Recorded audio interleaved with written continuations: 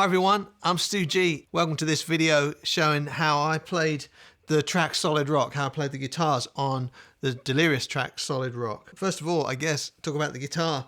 This is my old faithful Tele. It's a Mexican Tele. I bought this guitar when I was on my way down to Littlehampton to record on the sessions for the second Cutting Edge record. You know, the one with I Could Sing If You Love Forever on. And I wanted to have a Tele, and I called in at Chandler Guitars, and this was sitting there. It didn't look quite like this at the time. I mean, this is original colour and everything, but yeah, it's a Mexican Tele. It cost me £190 at the time. And over the years, this has been like a real Frankenstein guitar. There's marks on it, like here, where, you know, I've had big fat humbuckers. If you remember the Detour album, like Detour Live, or if you saw us on that tour, I had great big DiMarzio like humbuckers in there. I was very inspired by Johnny Greenwood and his Tele at the time. But yeah, so I converted it back to more of a standard Tele. This has Bill Lawrence vintage Tele pickups in it. I love the Bill Lawrence pickups, and obviously put the mirror scratch plate on it. The reason I did that, and it used to be white, I believe, this chrome here, it used to reflect the light at the shows, and I'd kind of like try and dazzle the front of house engineer with it. And I thought that'd be fun to actually have a mirror on it and kind of, you know, get that thing where you can like cast a beam of light off your guitar. Anyway, all that good showmanship stuff, but it's a Mexican Tele and kind of very basic, very light, and I love it. I wouldn't ever get rid of it, actually. So Solid Rock, we have the dobro riff that's kind of going.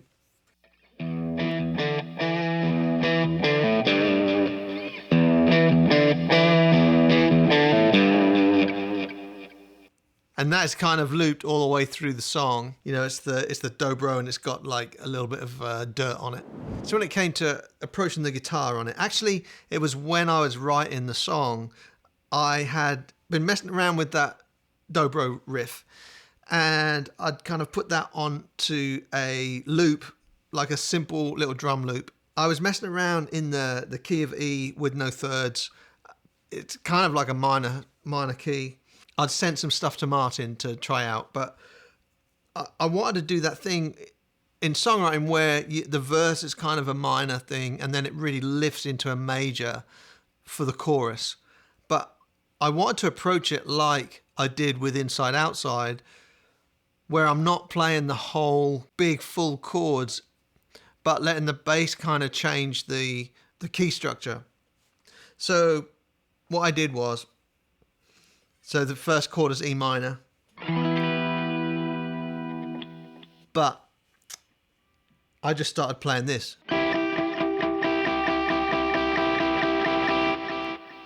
So that's literally just a double stop, like the root and the minor third.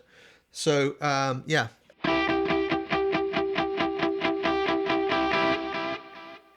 And then I went down to what would essentially be a B minor, but doing the same thing, just moving those notes down to this.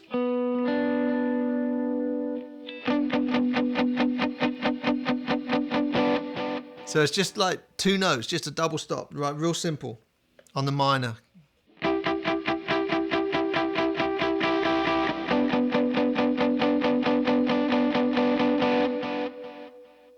And then I'd slide that down to playing an A major.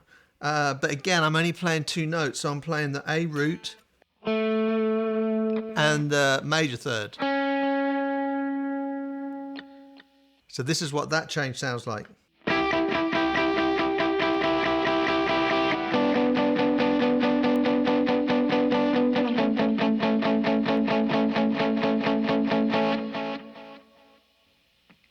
And then make that an A minor by just moving that one fret down, so the third.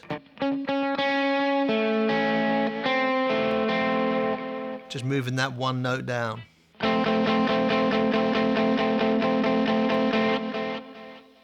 So altogether, that is E minor, B minor, A major,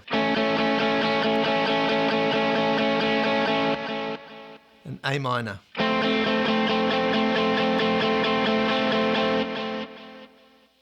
Then on the back half of the verse, I start to walk up. So we start with the E minor, move those notes up a whole tone,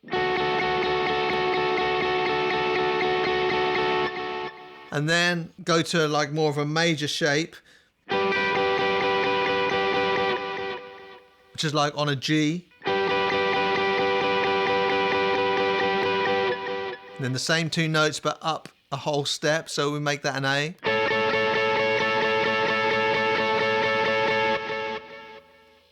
So I'll just play that whole sequence there at the end there.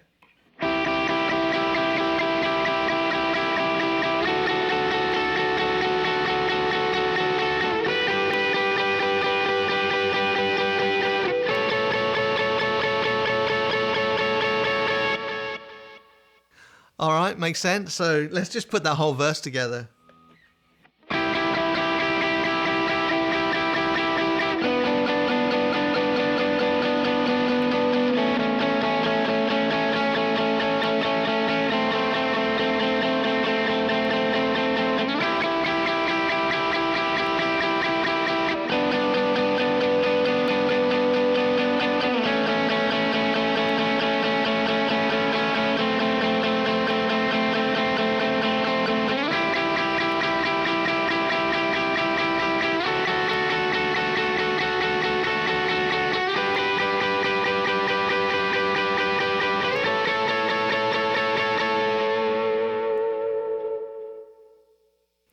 There we are. It's kind of simple, but really effective when you just got that crunchy drum thing going and the bass pumping away.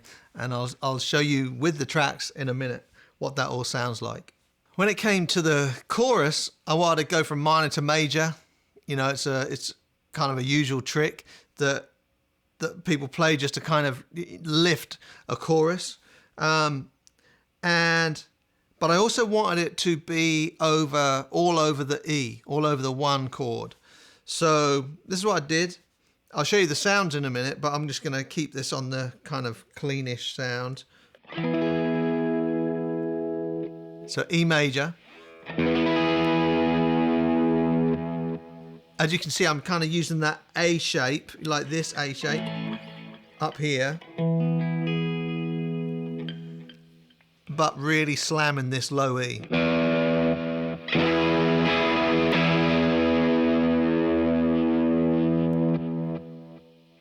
And then I just lift this finger off, the ring finger off, and I'm playing like a D over E.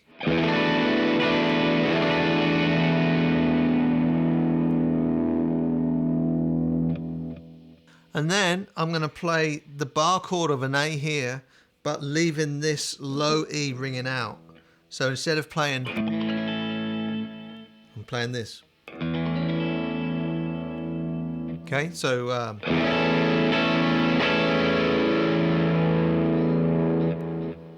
then I'm gonna slide the whole thing down to a G, still over that big E.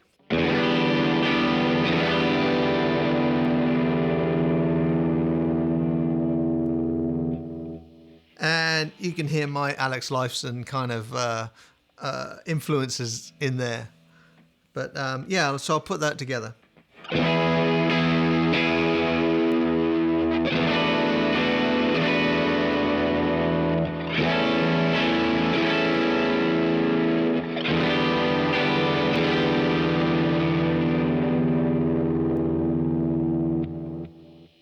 So now to the sound, because that's pretty much the whole song, right? But on the main sound here,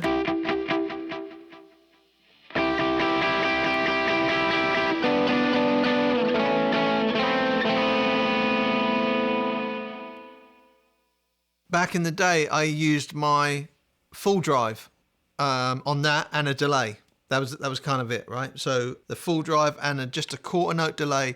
It's 148 BPM, so it's quite fast. So the delays are quite, steady. They're quarter note delays, but at 148 BPM. So yeah, that's kind of it. So on my board at the minute, I'm using the tilt overdrive I love this overdrive, smooth distortion, but with the opportunity to either boost or just to cut the low end a little bit, which I really love with the tilt EQ. So anyway, that's the tilt overdrive. That's what I'm using right now.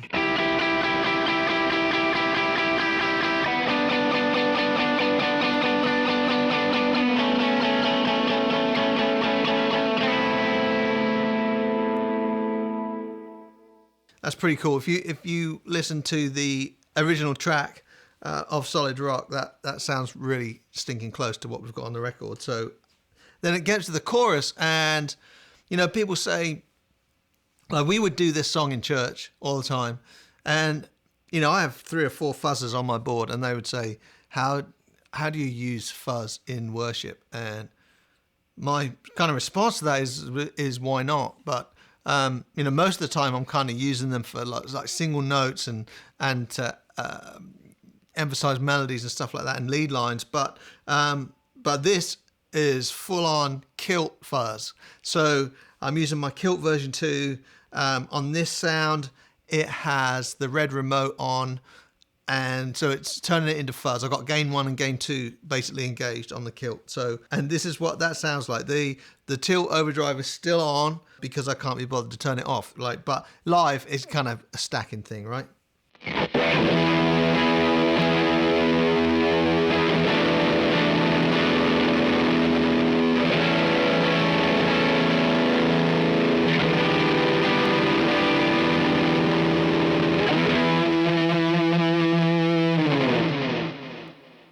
That is a really great sound. Yeah, so I love that sound. You can kind of still hear all the notes in there. And the kilt fuzz is a really great tool to use every now and then, especially if you can use it remotely with the red remote. So there we go. They're the 2 sounds that I used on that song. A little bit of overdrive with the delay, and then the overdrive plus the fuzz with the delay. And that's it. On the record, I believe I used my Park and an AC30 for this.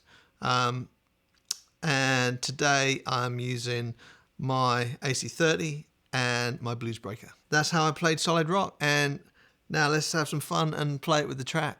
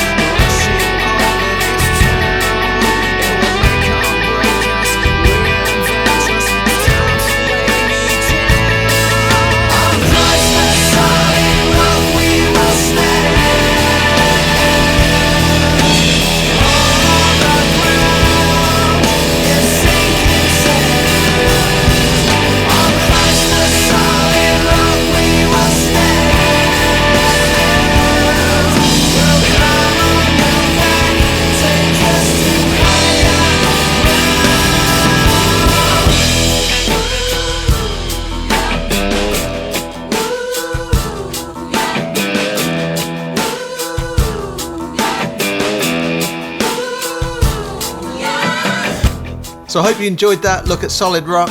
Thanks for watching, like and subscribe, and we'll see you next time.